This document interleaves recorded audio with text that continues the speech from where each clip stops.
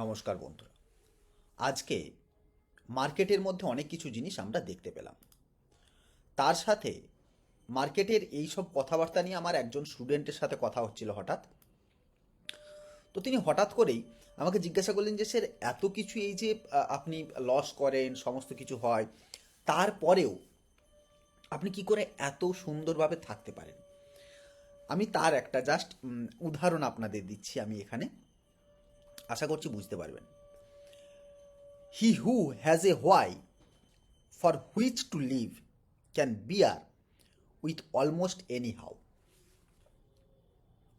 আবারও একবার পড়বেন, he who has a why for which to live can bear to almost anyhow.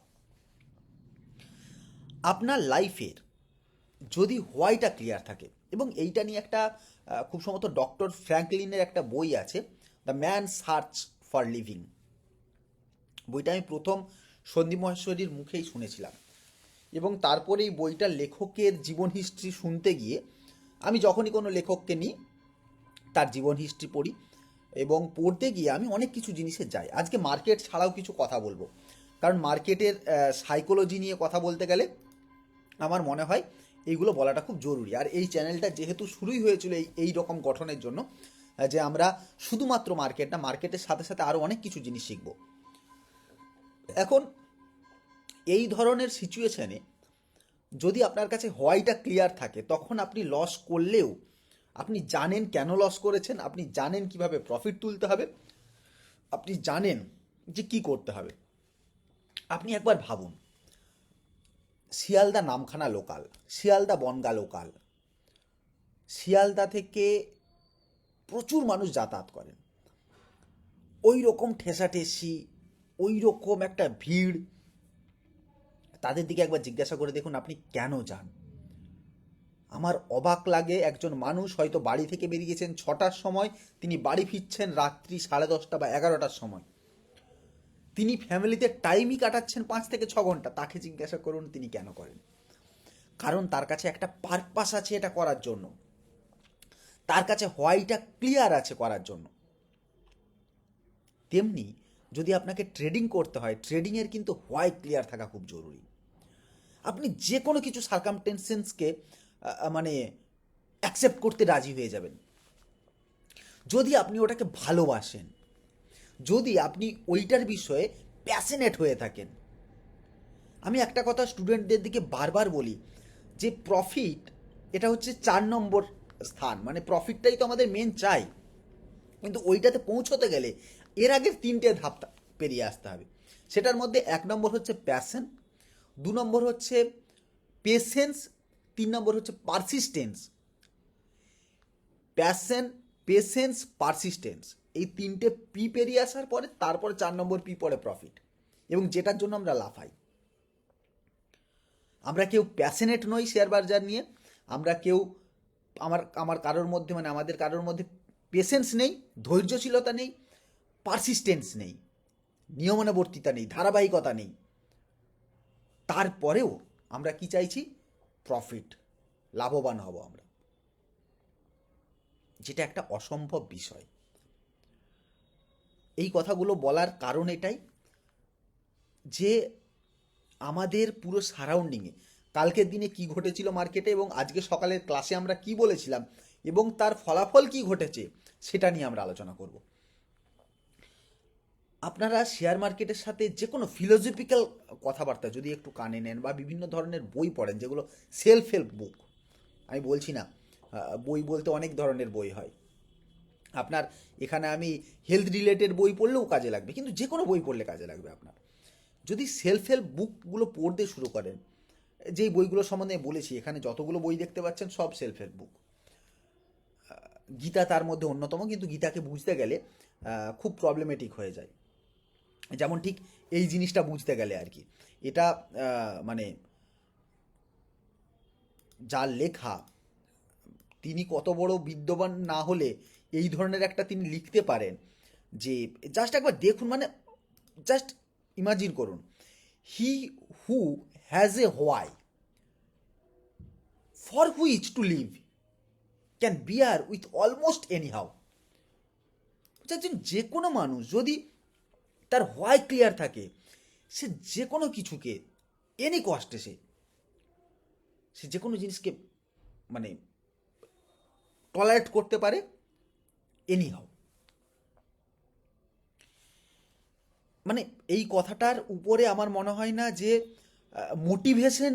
Motivational word এর চেয়ে বেশি বড় কিছু হতে পারে, যদি জাস্ট বুঝতে পারেন কথাটার অর্থ। আমরা ভুলে যাই কেন মার্কেটে এসেছি। দুদিন প্রফিট করলে খুব আনন্দিত হই, দুদিন লস করলে খুব দুঃখিত হই, কোনোটাই সাস্টেনেবল না। ওকে, একটু বেশি টাকা হলেই আমাদের কাছে দেখানোর উদ্দেশ্য হয়ে যায়। আমি এই কথাটা বলতে চাই না, আমি আইফোন নেওয়ার পরে প্রথম যেটা করেছিলাম সেটা হচ্ছে আইফোনের লোগোটাকে ঢেকে দেওয়া, যে আমি দেখাবো না। আমি এখনও অবধি ফোনে যখন কথা বলি আমি আইফোনের লোগোটাকে হাত দিয়ে চেপে রাখি, যাতে না কেউ বুঝতে পারে এটা আইফোন বলে।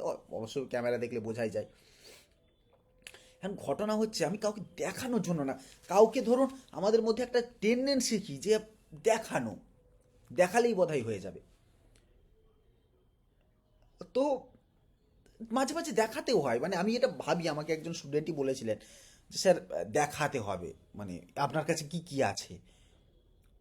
একবার মানে ওই ট্যাবটা নিয়ে আমি এখনও অবধি ক্যামেরাটা একটু দূরে সরিয়ে নিয়ে গেলেই মনে হয় সমস্ত কিছু দেখতে পাবেন। আমি জাস্ট মানে সরাচ্ছি, আমি জাস্ট বলছি, এগুলো করতে চাই না, কিন্তু তারপরেও অনেকে, আমি না কখনোই দেখবেন আমি এইটা করে রাখি, আমি যেইটাকে একটু চেষ্টা করলেই পারতাম এই রকম করে রাখতে, অ্যাপেলের লোগোটাকে লাগিয়ে এইভাবে রাখতে, যেটা আমি কখনো করি না।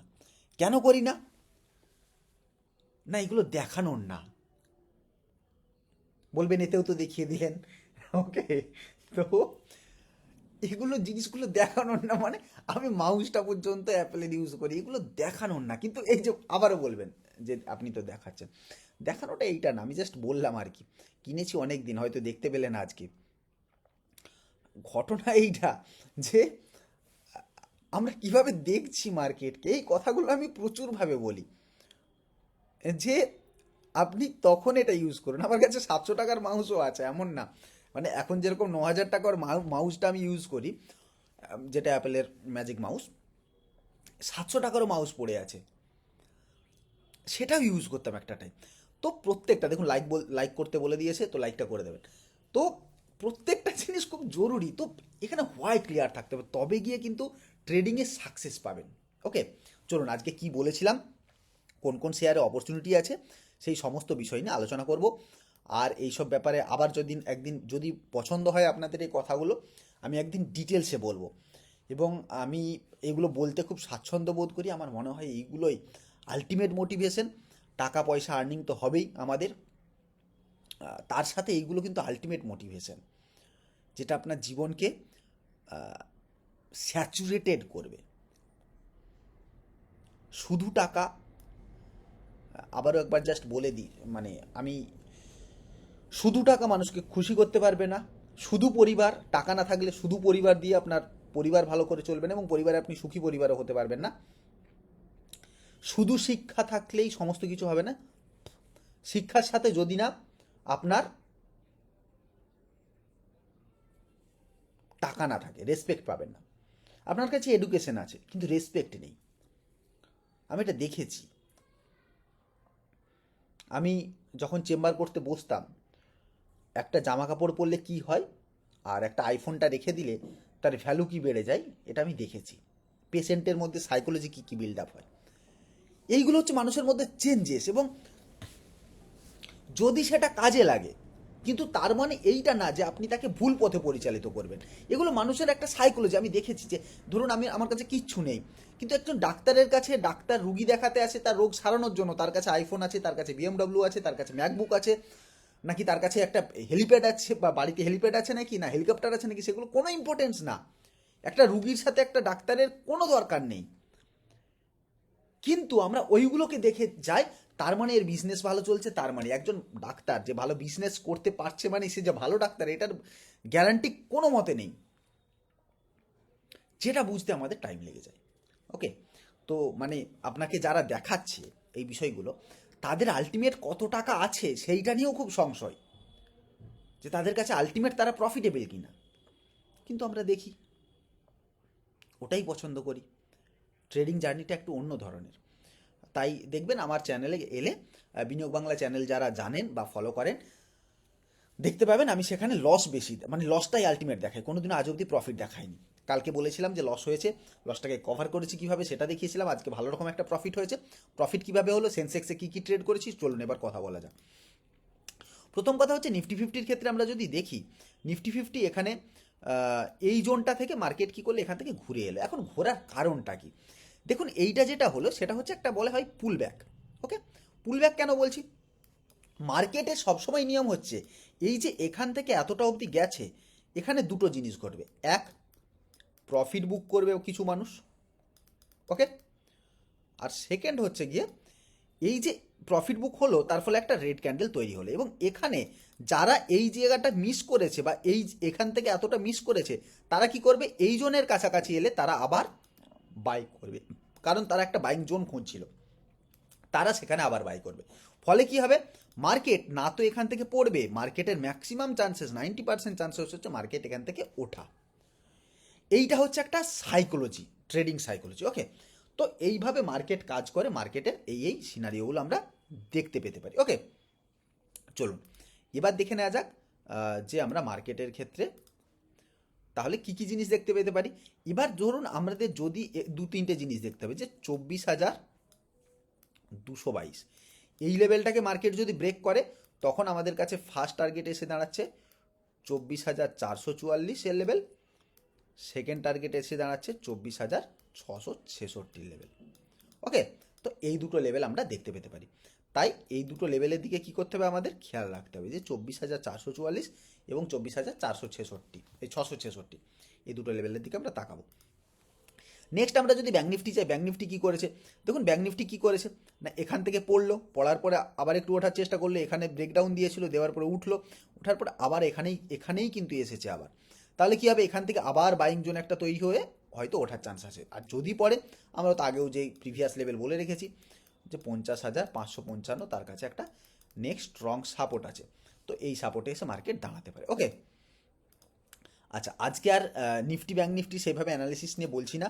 আর যা যা লেভেল বলেছিলাম, যদি কেউ মনে রাখেন বা আমাদের পাবলিক টেলিগ্রাম গ্রুপে যদি কেউ থেকে থাকেন, তারা দেখতে পাবেন আমি সেখানে বলেছিলাম যে 24,988, আমি অলরেডি সকালে বলে দিয়েছি, আমি তখন 12টা বাজে খুব সম্ভবত, আমি তখন বলেছিলাম যে মার্কেট প্রবাবিলিটি 95% চান্সেস হচ্ছে 24,988 লেভেলে আসা।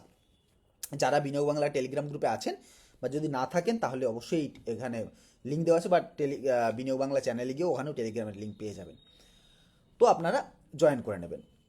তো কি হয়েছে, ওখানে কেন বলে রেখেছি না, এইটা জানলে কি হবে যে প্রবাবিলিটি কেন থাকে, মার্কেটের বাইং জোনে যতক্ষণ না আসছে বায়ার অ্যাক্টিভ হবে না, তাই বাইং জোনটাতে আসা খুব জরুরি। এবং ওই জন্যই কী হয়, আমার সেন্সেক্সের জাস্ট একটা আমি দেখাচ্ছি, সেন্সেক্সের আমি যেই চার্টটাকে দেখাবো, এইটাকে আমি নিয়েছিলাম হচ্ছে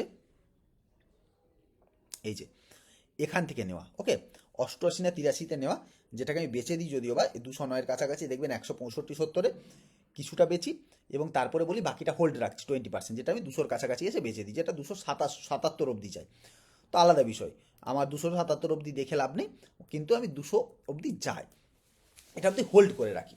তো এইটা হচ্ছে ব্যাপার যে 20% কী হয়েছে না, আমার কাছে একটা হিউজ কোয়ান্টিটি নিয়েছিলাম। ওকে, খুব সম্ভবত 1000 কোয়ান্টিটি ছিল ওটাতে। এবার ভাবুন সেখানে আমার 15 পয়েন্ট হয়েছে, আমি কি চাইবো, ওখান থেকে বুক করে নেব। বুক করে নেওয়ার পরে আমি কি করব, বাকি যে 20% কোয়ান্টিটি আছে, 100-150 যে কোয়ান্টিটি বা যেটা থাকবে 200 কোয়ান্টিটির মতন, সেইটাকে আমি হোল্ড করে রাখবো। কেন রাখবো না, সেটা একটা বড় আকারে আমাকে প্রফিট দিয়ে যাবে। ওকে, তো সেই প্রফিটটাকে নেওয়ার জন্য এটা আমি হোল্ড করে রাখবো, এবং যদি সেটা পড়েও যায় তাহলে কি হবে, আপনার লস কম হবে। মানে এই যে 15, মানে ধরুন আপনি, আমি জাস্ট আপনাকে হিসেবটা দিচ্ছি কেন এইগুলো করতে হয়। ধরুন আপনি 100 কোয়ান্টিটি নিয়েছেন, ওকে, আমি জাস্ট বলছি, এখান থেকে কি করলেন না, 15 পয়েন্ট মানে 80 কোয়ান্টিটি, 15 × 8, ওকে, কত হচ্ছে, ওকে, আমাদের এই হচ্ছে এইটা।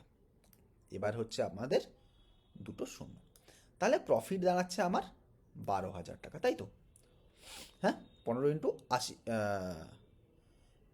80। তো আমার প্রফিট হচ্ছে, সরি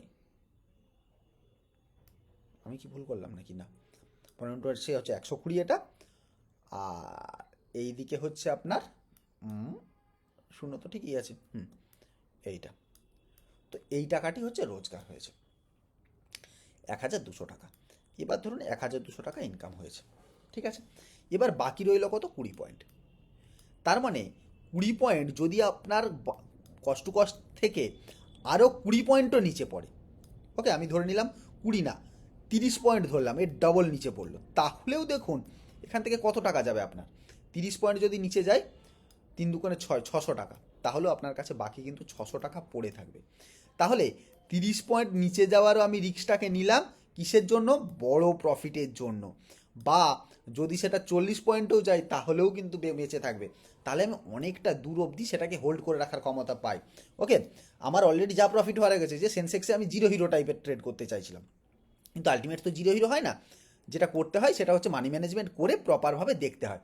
এতে কি হয়, প্রফিট অনেক থেকে যায়, প্রফিটটাকে হোল্ড করা যায়। যারা বড় কোয়ান্টিটিতে করেন বা যারা ধরুন 10 লট মানে কিছুই না, এখানে হচ্ছে 100 কোয়ান্টিটি মানে 10 লট, 10টা করে মাত্র কোয়ান্টিটি আছে, তো এতে ইজিলি করতেই পারেন।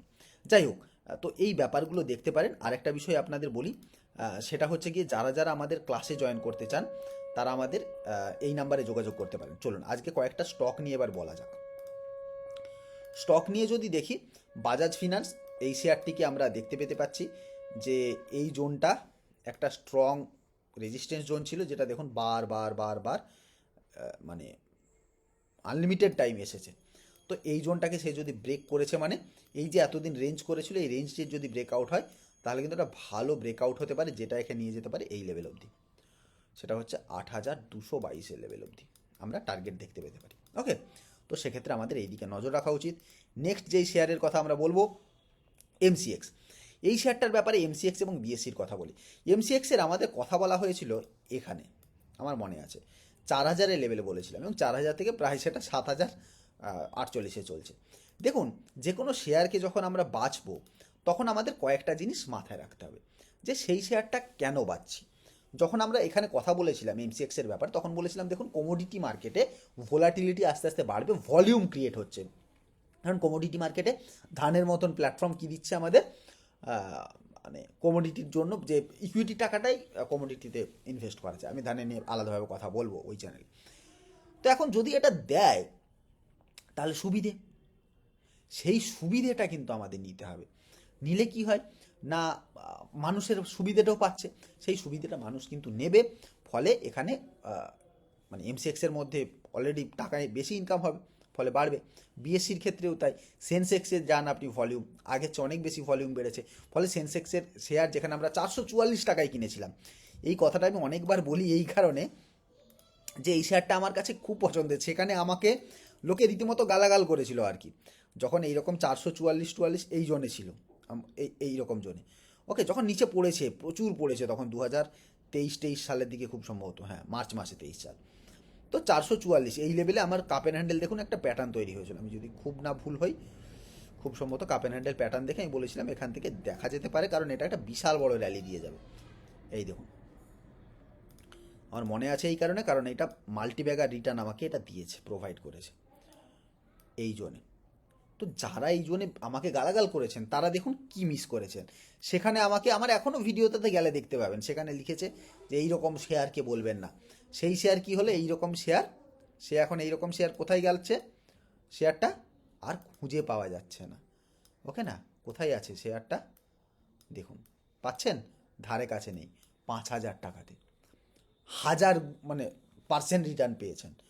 তো এইটা হচ্ছে ব্যাপার। মার্কেটকে বোঝার চেষ্টা করুন, প্রেডিক্ট করার চেষ্টা করুন, হোয়াই ক্লিয়ার রাখুন কেন মার্কেটে আসছেন। 2-5 জনের কথাতে ঢুকলে মার্কেটে হবে না।